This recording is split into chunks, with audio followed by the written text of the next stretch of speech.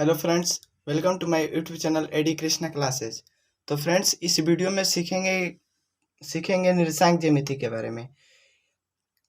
ये कक्षा नहीं वर्ग 9 का सब्जेक्ट गणित का एक चैप्टर का नाम है, जिसका नाम निर्देशांक ज्यामिति है।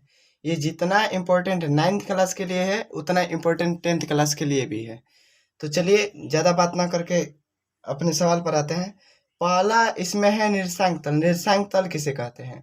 तो देखिए, परिभाषा लिख लिया हम।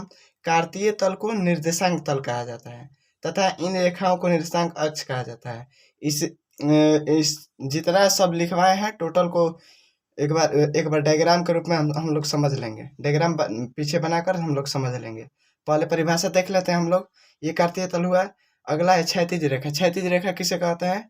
तो एक्स अक्ष को क्षैतिज रेखा कहा जाता है। क्या कहा जाता है? एक्स अक्ष को क्षैतिज रेखा। और इसके बाद ऊर्ध्वाधर रेखा आता है। तो ऊर्ध्वाधर रेखा किसे कहा जाता है?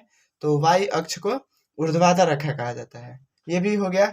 अगला इसमें है चतुर्थांश। चतुर्थांश किसे कहा जाता है? जब दो रेखाएं एक दूसरे को काटती है का मतलब प्रतिच्छेद करती है, तो बने 4 भाग को क्या कहा जाता है? चतुर्थांश कहा जाता है। टोटल का परिभाषा देख लीजिए, उसके बाद हम फिगर के द्वारा सारा चीज समझा देंगे। ये हो गया चतुर्थांश हो गया। अगला है मूल बिंदु। दोनों अक्षों के प्रतिच्छेदी बिंदु को क्या कहा जाता है? मूल बिंदु कहा जाता है। एवं इसका निर्देशांक 0, 0 होता है। ये याद रखिएगा, मूल बिंदु का निर्देशांक हमेशा पूछता है कि मूल बिंदु का निर्देशांक ज्यामिति में मूल बिंदु का निर्देशांक क्या होता है। तो याद रखिएगा आप लोग, 0, 0 होता है। अगला है भुज। भुज किसे कहते हैं? तो एक्स अक्ष को क्या कहा जाता है? भुज कहा जाता है। एवं वाई अक्ष को क्या कहा जाता है? कोटि कहा जाता है। चलिए, ये भी खत्म। अब नोट में कुछ इंपॉर्टेंट तथ्य है जो हम लिख लिए यहाँ पर। देखिए क्या लिखे हैं। पहला है, नोट नंबर पहला, एक्स अक्ष के दाएं ओर, मतलब जो एक्स अक्ष के दाएं, दाएं का मतलब दाहिने साइड के भुजा का जो मान होता है वो धनात्मक, तथा बाएं का मतलब लेफ्ट साइड, बाएं ओर के भुजा का मान कितना होता है? ये ऋणात्मक होता है। हो गया। अब आगे है वाई अक्ष के ऊपर का मान धनात्मक होता है और वाई अक्ष के नीचे के कोटि का मान कितना होता है? ऋणात्मक होता है। बस परिभाषा देखते जाइए आप लोग। एक बार डायग्राम हम फिगर बनाकर समझा देंगे कुल। आगे है, एक्स अक्ष पर भुज का मान 0 होता है। क्या होता है? एक्स अक्ष पर भुज का मान 0 होता है। देखिए यहाँ पर निर्देशांक लिख लिए हैं, और इसका जो पहले निर्देशांक लिखा जाता है उससे एक्स कमा वाई के रूप में लिखा जाता है। हम लोग जान चुके हैं एक्स अक्ष को भुज और वाई अक्ष को कोटि कहा जाता है। हो गया। तो क्या लिखे हैं यहाँ पर? एक्स अक्ष पर भुज का मान कितना होता है? 0 होता है। देखिए भुज का मान 0 हो गया। वाई अक्ष पर कोटि का मान कितना होता है? 0 होता है। तो ये हमारा वाई भुज हुआ और ये कोटि का मान 0 हुआ। आगे है, यदि किसी बिंदु का भुज x तथा कोटि y हो तो उसका निर्देशांक कितना होगा? तो उसका निर्देशांक x, y हो जाएगा। अगला है, मूल बिंदु का निर्देशांक कितना होता है? 0, 0 होता है। अर्थात भुज और कोटि का मान कितना हो सकता है? भुज और कोटि का मान 0 हो सकता है। ये हो गया। चलिए इसे फिगर के द्वारा समझ लेते हैं एक बार और। देखिए, जैसा कि हम यहाँ पर बना लिए हैं निर्देशांक ज्यामिति में, ये कार्तीय तल है।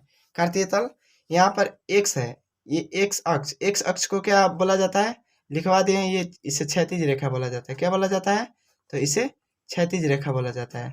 और वाई अक्ष को क्या कहा जाता है? इसे ऊर्ध्वाधर रेखा कहा जाता है। कौन सा रेखा भाई? तो इसे ऊर्ध्वाधर रेखा। ये भी हो गया ऊर्ध्वाधर रेखा।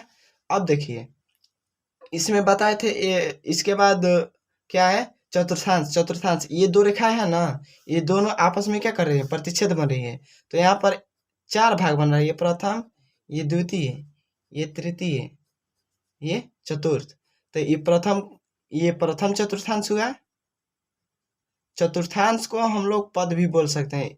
याद रखिएगा, चतुर्थांश को क्या बोला जाता है? पद भी बोला जा सकता है। ये द्वितीय चतुर्थांश, ये तृतीय चतुर्थांश, और ये क्या होगा? ये चतुर्थ चतुर्थांश। अब इसमें ये भी लिखवाए थे।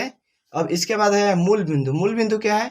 तो बताए थे कि दोनों अक्षों के प्रतिच्छेदी बिंदु यहीं पर कर रही है ना, तो इसे क्या कहा जाता है? इसे मूल बिंदु कहा जाता है। और ये भी बताए थे मूल बिंदु का निर्देशांक कितना होता है? 0, 0 हो गया। आगे है भुज और कोटि।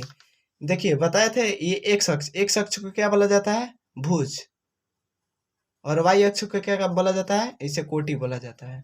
हो गया, ये भी खत्म।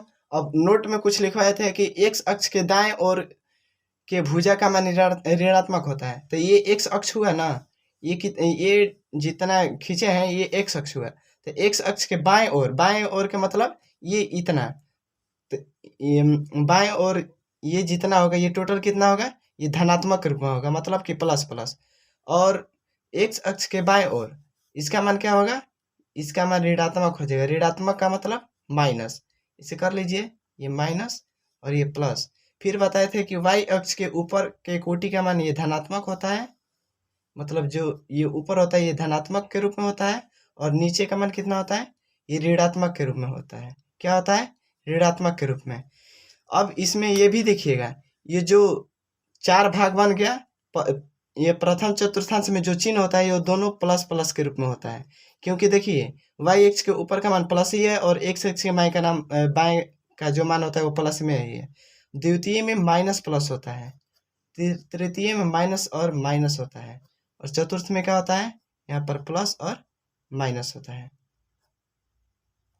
बस यही हुआ आज की वीडियो में।